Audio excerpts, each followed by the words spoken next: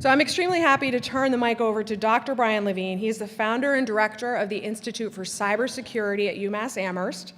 He has a PhD in computer engineering from UCSD and started in 1999 at UMass Amherst as a professor.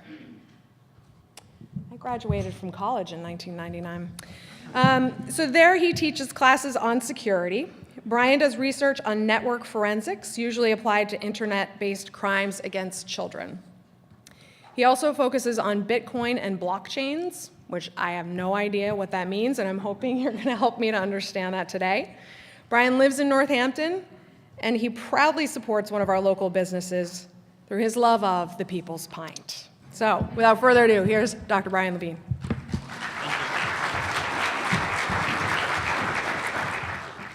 Okay, I was thinking about this whole talk, and maybe the takeaway message from all of this relates to my house somehow. So I live in Northampton in Florence, and I live in a house that has to be at least 200 years old. If you go in probably a lot of you do. If you go to my basement, we have real pressurized wood that someone put up at some point to sister the real full trees that hold up my first floor with bark and everything. And yeah, so our kitchen has no crawl space and no insulation because somebody made a woodshed into a kitchen at some point. And so occasionally plumbers come by and fix things and say things like, who would do it this way? So I think computers are kind of in this situation in some ways, right? At some point, houses were clearly very useful. It didn't take that much skill to build a house. And then you could kind of make that house into something livable. And computers have been, everyone here I'm sure has a phone, right? I mean, they've gotten to the point where they're almost like toasters that if they break, you kind of throw it away. They cost a lot more than toasters, but more like a convection oven. You throw them away and you go get a new one and you don't worry about it. And I remember there was a time when it was a bit harder to own a computer and manage it. And so anyway, the takeaway lesson from this is despite the fact that Apple and Facebook have tried to make everything appear that you can manage computers, it's really something for, if you're running a business in particular and you have important information, you should perhaps call somebody to help you do it, right? So it's, as I said, it's a very nice, cozy room, and I'm probably going to leave you a bit worried, so I apologize for that. None of this is my fault. Okay, so we're going to talk about something called ransomware.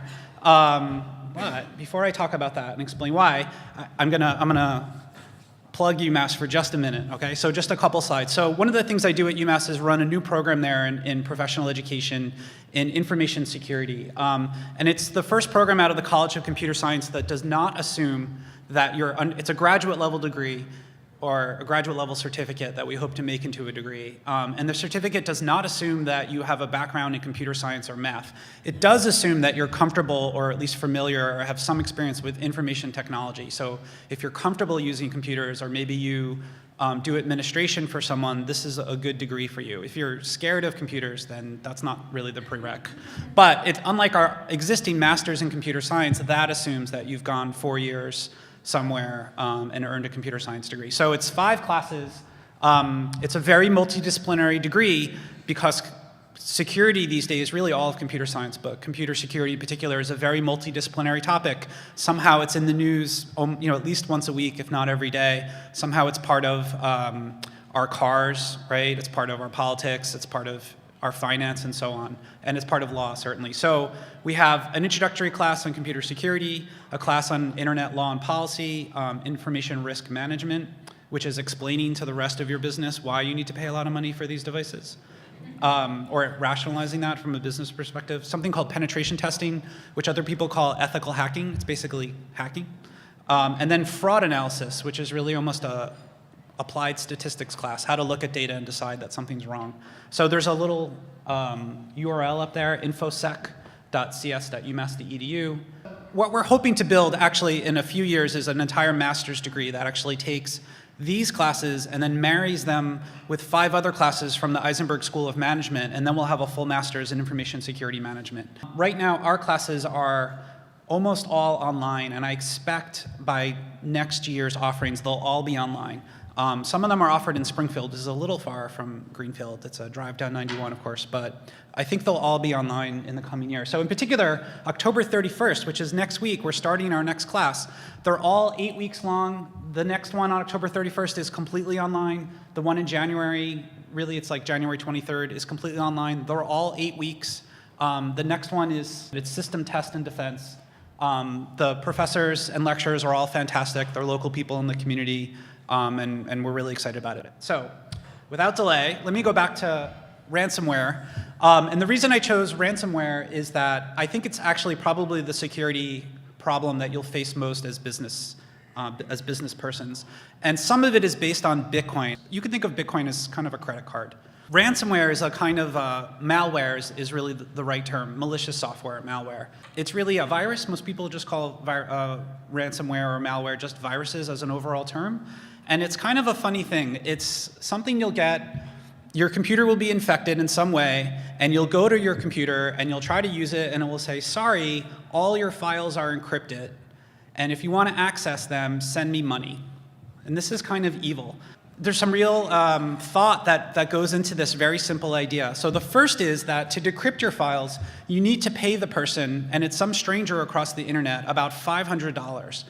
Someone really thought about that from a business point of view, right? $500 is enough to make them some money, but it's not enough that you are going to shut down your business, right? Like, we all probably have about $500 to waste on this nonsense. It's not $8,000 where we'd really be like, I mean, it's not even 1,000 where maybe you'd pay someone to get help. You probably are thinking, if you had this virus, why don't I just pay the $500 and move on in my life? It's almost like I've had a problem with my car or my computer, right?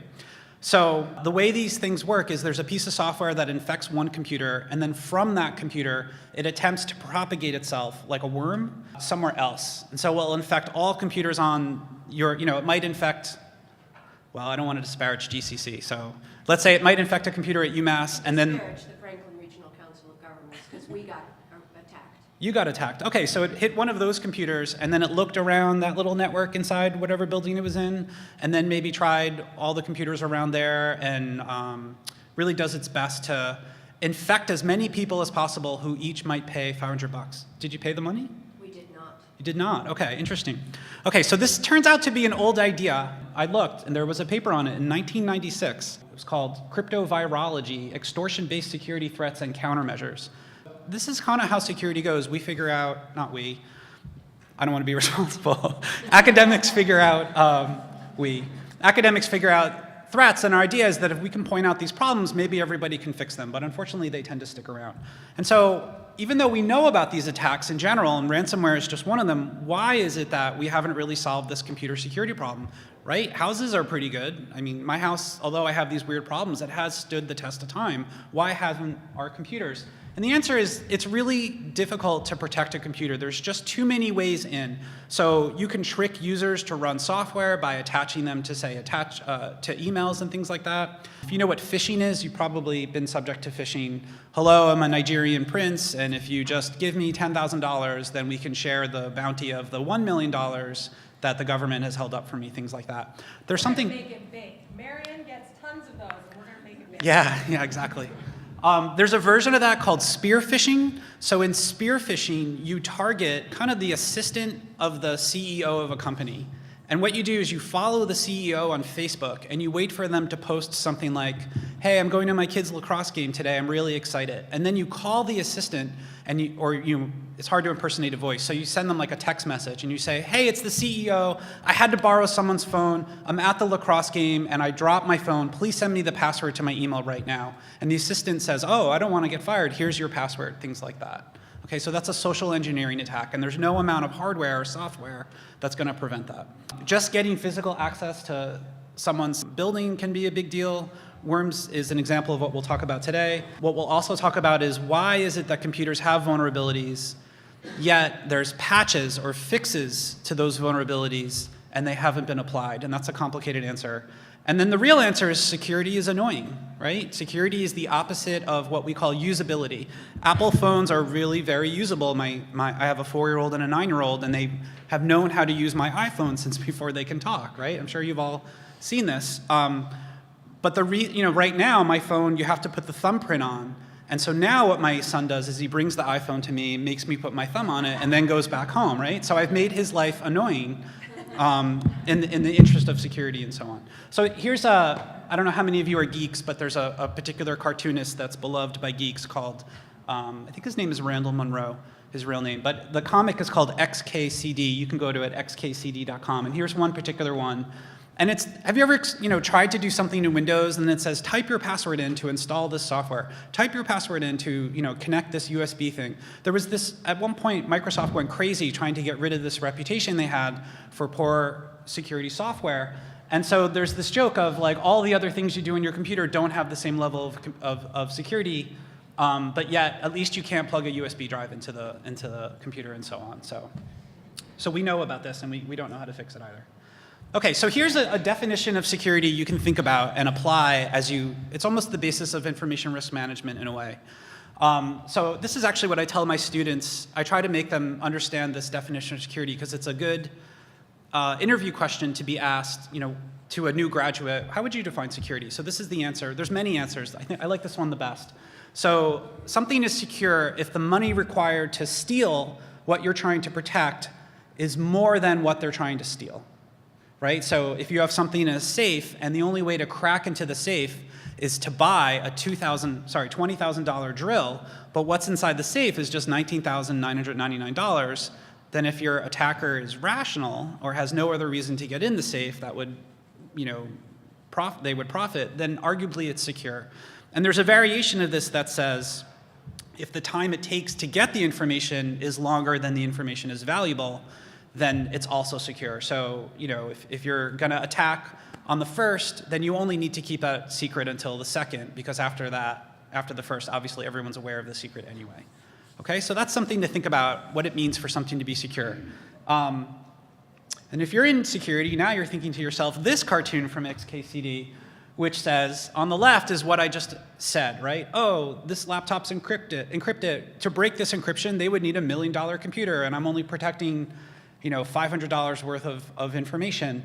But in reality, right, like if they can find some other way in, right, like we call this the rubber hose attack. Like if they can just find some way to get you to release the password, it's a bit easier for the attacker. So security is complicated. At the heart of it, it's something technical, but in reality, it interfaces with the real processes of business and social engineering and all of these things put together. All right, so let's refit this definition to ransomware. So the first is that the money required of the attacker to steal a resource is not larger than the value of the resource to the victim, because the attacker they're not stealing your files, they're just encrypting them, right? That's what's funny about the ransomware attack. They're not transferring all that data to themselves. Like if you have credit card information, and I don't know if you all know, you should know, but in Massachusetts, there's a law that says if you've been hacked and the hackers have gained access to personally identifiable information of your customers, you have to notify your customers, otherwise there's a really hefty fine.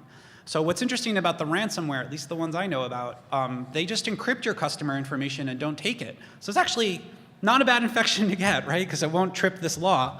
But it's not that the attacker is gaining access to the resource, they just want that money from you. So for example, to apply this rule, if they're asking you for $500 and you've got nothing of value on the computer anyway, then you just kind of throw it out, right? And that attack wasn't effective.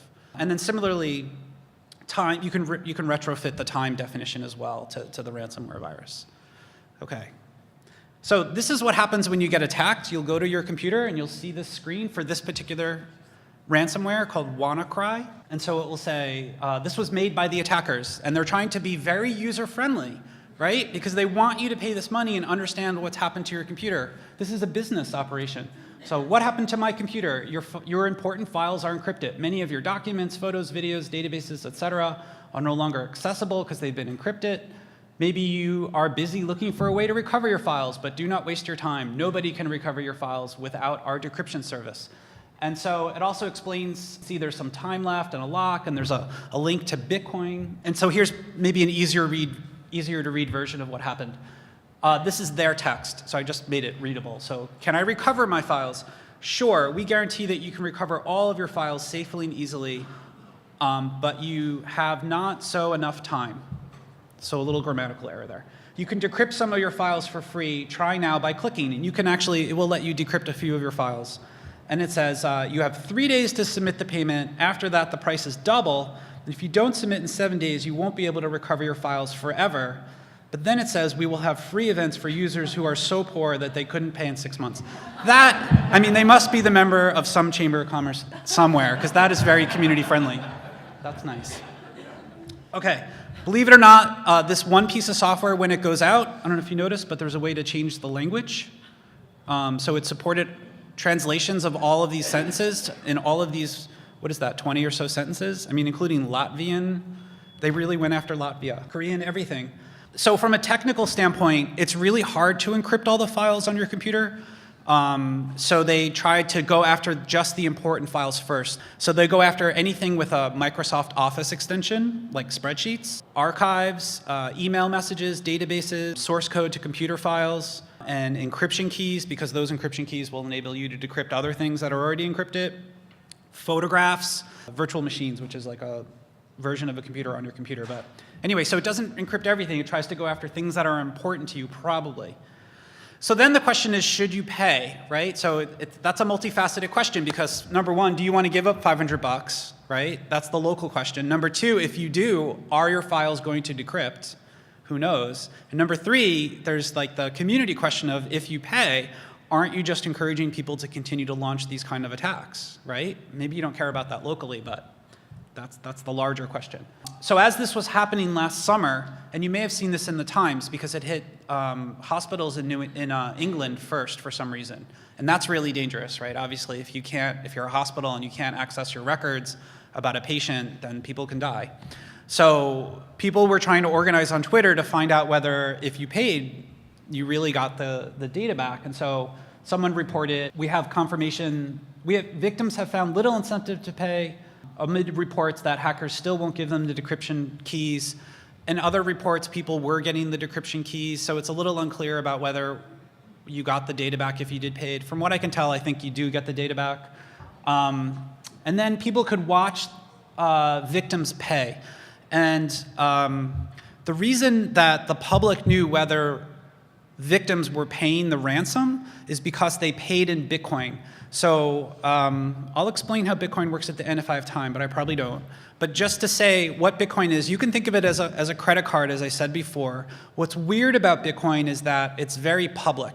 So it's not that if I own Bitcoin, you can tell that they're linked to me. It's more like a Swiss bank account. Like, I own Bitcoin, and it has a series of numbers associated. It's as if you knew my bank account number, but not my name.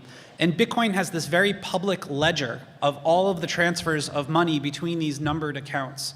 So since the ransomware declared its Bitcoin account right there on the bottom, that right next to the Bitcoin symbol, 12T9YDP and so on, people could just get on the internet and watch transfers into that account. So that's how the public was able to track this ransomware as it went. So how did this all work? So it spread initially through emails that you would receive, like, you know, and viruses are very tricky. I'm sure you've all gotten somehow weird emails from friends. I mean, viruses know how to do all this kind of thing. All they do is they look at your address book and then, or look at your past emails and grab places you've sent email to before and then make it from you and include the virus, things like that. It installed what's called a backdoor on each infected machine, which is just what it sounds like, a way for the attackers to get in even if you clear up the original reason you were vulnerable. And by being able to get back in, they could then take control of your computer and make use of it in what's called a botnet. So all those spam emails that you get, believe it or not, they're from machines that have been infected and in control. Those machines are in control by someone else. And then they rent, let's say they own 1 million computers that have been hacked previously, and then they rent control of those 1 million computers to other people on the black market. And they'll rent, like almost like Amazon Cloud Services or weird other cloud services that are out there. So if you want to send spam, you go on the black market and you say to someone, can I rent your botnet? And they say, yeah, this is how much it costs. And then it's your computer that is used to send these spams or do other weird things that go on. So anyway, that's what the backdoor is for, so that they can later take control of these computers and make them part of a botnet. Which computers does WannaCry infect? It affected unpatched computers. So this gets into a couple tricky things. So I don't know how many of you are very large businesses. Like I know GCC is an extremely large business in terms of the number of computers it has, certainly. Not just the number of students that are here, but UMass is certainly a large business. I'm sure the banks that are here are large businesses and so on. And what's difficult about being a business like of that size, probably some of your computers are forward-facing, meaning facing customers. And when you get a patch and you're running, if Apple introduces an update or Microsoft introduces an update, as the IT administrator, you have to think about two trade-offs. Do you patch the computers you're on and make sure that you're not vulnerable to the latest virus that's out there? Or do you not patch because if you patched, you're not sure whether all the things on that computer will still run, right? Like if you wake up, if you install a patch at 5 p.m. one day and go home, you might wake up to just enraged emails the next morning from everyone on the staff of that company who can no longer run their Microsoft products, right? Or they can no longer send email, or they can no longer access the web. So often what happens is a patch will be released and the IT administrator will say, let me test this on every product that we have. And the larger your business, the more products there are to test. And probably also the larger your business, the larger the danger of taking any one of those products down because you're impeding revenue and things like that. So this gets very complicated. The other problem, of course, is maybe not everyone has the money to buy the latest, say, Microsoft operating system, and you're just running Microsoft XP. Don't run XP anymore. Or maybe you're running Microsoft Windows 7 in the background. Don't run Windows 7 anymore. And at some point, Microsoft stops issuing patches even to those computers, to those operating systems. And there's no way to make it secure no matter what you do. Okay, so there's a lot of complicated economic decisions that go into whether your computer is vulnerable in reality. It's really, and the reason I'm going into this is I don't want to get up here and just say, make sure you patch your computers. Because if you do, you may go home and ruin your business. Right? So like I said, it's easy to build a house and live in it, not so easy to build one that never breaks down and so on. Okay, and then there's politics here that are really interesting. In April 14 of earlier this year, there was a shadow organization called the Shadow Brokers. I don't know. One thing to tell you is it's not a bunch of like 13 and 14-year-old kids in their basement. Like those days are gone. That was true at some point, but this is probably some serious adults who are actually know what they're doing and trying to make serious money. So they got out on the internet and they said, we stole a bunch of vulnerabilities from the US government and we're going to auction them to whoever wants them, and if no one participates in our auction, we're just going to release them to the world. So oddly, nobody participated in the auction, which is kind of a weird thing. Like the entire world had to decide that they weren't going to participate. So they released a bunch of software vulnerabilities that, of which unpatched Windows computers were vulnerable. These hacks were from the US government, who kept them in their arsenal in order to break in, presumably, to foreign governments' computers. Like this is part of what the US government does now as part of national security.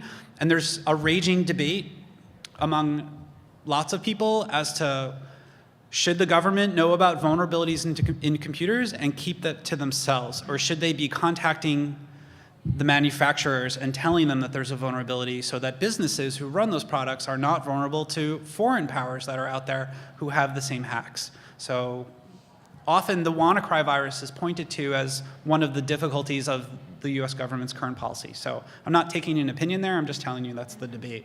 So what happened was no one participated in the auction from Shadow Brokers, so they released these tools that if you were in the know, you could use to break into computers. So then some other group created the WannaCry virus out of this. They released the virus on May 12th. On April 14th, the hack was released, and actually previously, Microsoft had already released a patch for this hack that was released on April 14th.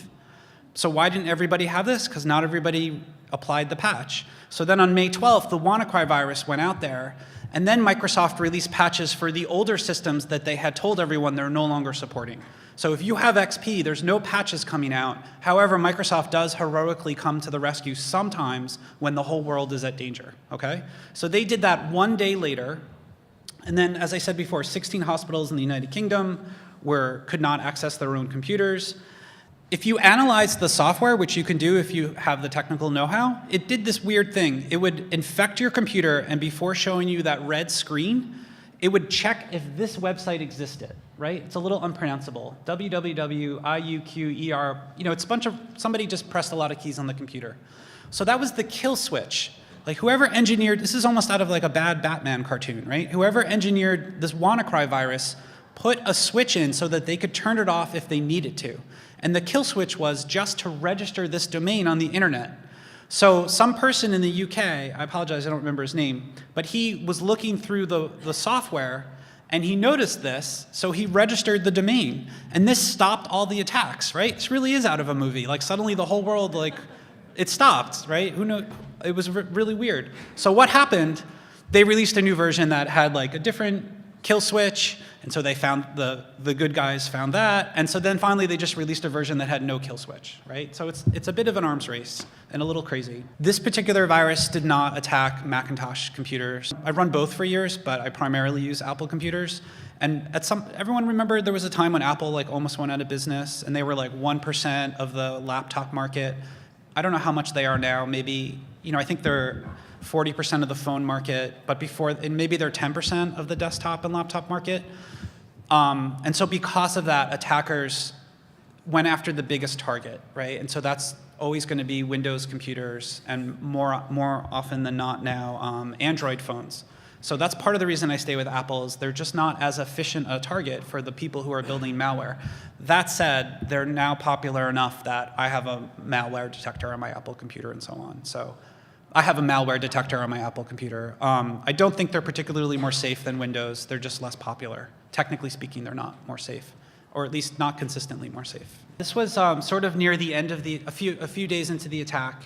Each blue dot is an affected computer. So because the virus just tries to connect to any computer basically locally or around the internet, it affected basically every country on the earth. You can see this chart says at this point there were 500,000 computers that were infected with this particular virus. This is just in a few days because the whole world is connected. So here's a little bit of something from my class. This is how intuitively you might think security problems like this go on. This is just a hand-drawn graph. There's no real data behind this. What this shows is you might think that what happens is someone discovers some vulnerability, right? And then they infect a bunch of computers, and so that's what we're going up here on the y-axis. And then finally someone figures out, oh no, we're all being attacked by this virus. We've got to do something about it. And this is like how movie plots go, right? And then they're trying to figure this out. And meanwhile, it's rocketing up the number of people that have been infected. And so what happens? The patches release, and slowly, Spider-Man or Flash or whatever saves the day, and instantly everyone is healed, and that's sort of the drop down. That's not actually what happens. Here's a much more boring Hollywood script, but the reality. The reality is, and this is real data, the red line shows when some vulnerability was discovered and then announced, and then the green line is when it's corrected and patches are released. The blue line is when someone says, oh, there was this vulnerability, let me make that really easy to use and release a tool like a WannaCry virus to exploit it. And then look, what happens? All the infections come. This is actual real data from another security incident. This was from something called DNS. It allows packets to go from here to there on the internet. And so we can see the same real timeline. Some vulnerability was discovered in red. A couple days later, they corrected it, and then a little bit after that, it was made into an easy to use tool, and then everyone was infected, right? This is not a very interesting script, but it's actually what happens. What do you do about this? It's very hard, right? As I said, the patches already exist, and you just have to apply them, but we're stuck with this. If I apply them immediately, I might stop my business, or I have to upgrade my computer, right? And you can't just simply upgrade the OS. You probably have to buy a new computer, and these things are expensive.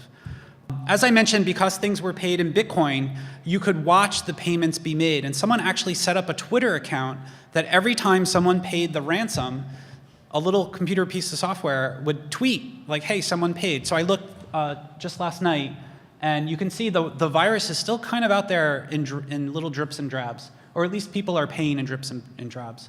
So you can see someone paid on September 28th, a couple times, and then October 2nd and October 3rd was the last one. In total, the WannaCry virus people made about $250,000 via Bitcoin, and then they cashed out at some point. So what do you do here, right? So here's some technical advice, and if this is not what you do, this might be hard to apply, but here's the real answers. So you have to apply certain Microsoft security updates. If you can't apply the updates, you should update file sharing among your computers. Sometimes this is called Samba or SMB. You have to isolate the hosts that you can't update. You should scan for particular backdoors that are there. There's certain network auditing tools that you can run, and you should filter certain emails that are out there. So one thing I want to leave you with is that if you're not going to apply patches, in the very least, you should know about something called 321 backup, which is just a mnemonic device.